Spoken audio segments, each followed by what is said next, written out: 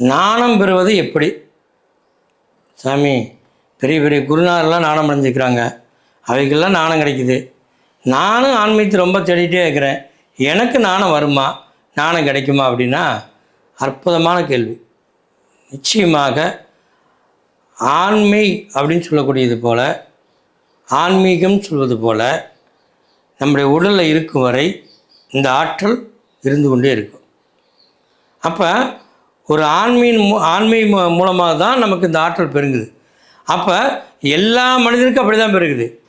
அவர் சாமியாராக இருக்கட்டும், பெரிய ஞானியாக இருக்கட்டும், பெரிய தவ குருவாகவே இருக்கட்டும், எல்லாருக்குமே இந்த ஆற்றல் தான்.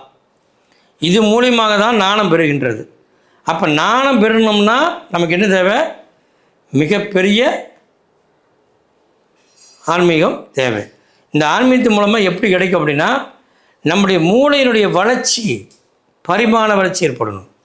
இந்த பரிமாண வளர்ச்சி ஏற்படும் போது நமக்கு எது மேலே ஆசை இல்லாமல் போயிடும். அதை தான் சொல்லுவாள், மண்ணாசை, பெண்ணாசை, முன்னாசைன்னு சொல்லுவோம்ல. இந்த 3 ஆசைகள் அற்று போகும்போது தான் உனக்குள்ளே நாணம் பிறக்கும். அதனால் ஞானிகள் என்ன பண்ணுவாங்க? திடீர்னு அவனுடைய எண்ணத்தில் என்ன செய்வாங்க? எல்லாமே விட்டுட்டு போவாங்க. அதை யார் செஞ்சா? நம்ம பட்டினத்தார் செஞ்சார். நிறைய பணத்தை சம்பாதிச்சார், லட்ச லட்சமாக, கோடி கோடியாக. தங்கம், நகை, ஆபரணம், மாணிக்கம், வைடூரியம் எல்லாத்தையும் செஞ்சுட்டு என்ன பண்ணார்?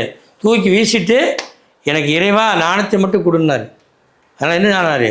அவர் நாணத்தை பெற்றார். அதனால் ஒவ்வொரு மனிதனும் நாணத்தை பெற முடியும். இந்த நாணம் பெறுவது நல்ல முறைப்பான பயிற்சியும், நம்முடைய வாழ்க்கையை முறைப்படுத்தி வாழ்வதும், இந்த சமூகத்துக்கு சமமாக இருப்பதும், ஒற்றுமையோடு வாழ்வதும், இந்த இயற்கைக்கு உறுதுணையாக இருப்பதும் தான் ஆன்மீகம். அதனால் ஆன்மீகத்தில் எப்பயுமே நம்ம முழு வளர்ச்சியை பெற வேண்டும் என்றால், நாணம் பெற வேண்டும் என்ற ஒரு எண்ணம் உங்களுக்குள்ளே வந்துருச்சுன்னா, அருளை தேடி நீங்கள் கட்டாயம் நம்ம போகணும். இந்த அருள் உங்களுக்கு கிடைக்கணும்னா கிரியா மூலமாகத்தான் கிடைக்கும். அப்போ நீங்கள் எல்லா விதமான சக்தி உங்களுக்குள்ளே கிடைக்கும். அப்போ எல்லாருமே நாணம் பெறக்கூடிய சக்தி உண்டு. அப்போ நாணத்தை சேர்த்துட்டா நம்ம குடும்பத்தோடு வாழ முடியும்னா நிச்சயமாக வாழலாம். அதுக்கு எந்த ஒரு இடையூறு தடைகளும் கிடையாது. அதனால் நம்ம பயப்பட வேண்டிய அவசியம் கிடையாது. அதனால் நாணம் எல்லாருக்கும் கிடைக்கும், அற்புதமாக அடைய முடியும். ஒவ்வொருவரும் இந்த பேரறிவை வளர்த்து கொள்ளும் பொழுது அறிவு மூலமாக நாணத்தை பெறலாம்.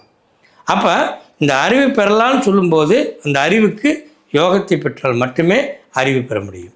அப்போ ஒரு யோக கலையை கற்றுக்கொண்டால் நமக்குள்ள எல்லா நாணமும் பிறக்கும். கொஞ்சம் கொஞ்சமாக பரிமாண வளர்ச்சி ஏற்படும். நாணம் முழுமையடையும் போது உனக்கே அது புரியும்.